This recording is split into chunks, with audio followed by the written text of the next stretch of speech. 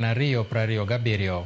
Mbadi wacho ni Ruto osenyiso ni en ema onyalo mako bad oganda Luo kendo chwalo negi chenro mag dongruok bang' chugo sirikal ma manywanda kendo onge ng'ata ng'ata manyalo ketho winjruokno e kind jotelo ariyogo. Okoni yiero ma 2027 gibiro chungi jatend piny William Ruto, mak mana ka Ruto owuon ema oneno mar siro gai mar ODM Raila Odinga e yierono. Jaod bura masiro winjruok e kind Ruto to gi Raila Odinga ne okwedo joma paro ni winjruok e kind jotelo ariyogo nyalo rumo gi e kore, ka giwacho ni ODM gi UDA biro tiyo kanyakla.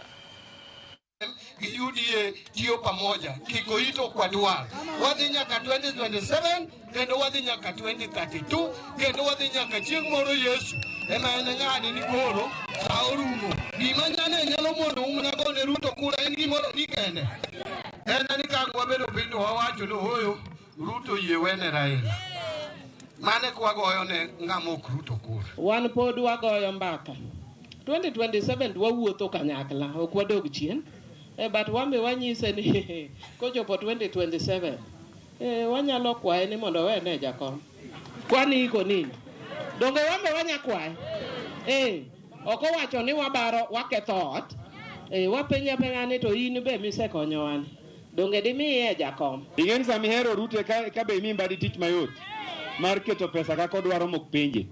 Sama joluo dhi barabara to Ruto nyalo penje to nyang to ma jodala to go kondi pesa gi tiketo ni gina.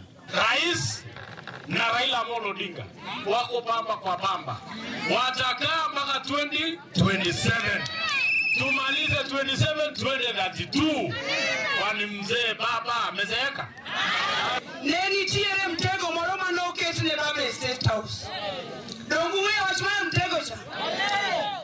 Kendo ka kendo chako wuok oko. Niko baba donjo, nitiyo gi Ruto, kendo dwaro ket mtego, ni mondo wawuog e sirikal. Spika mar od bura mamalo Moses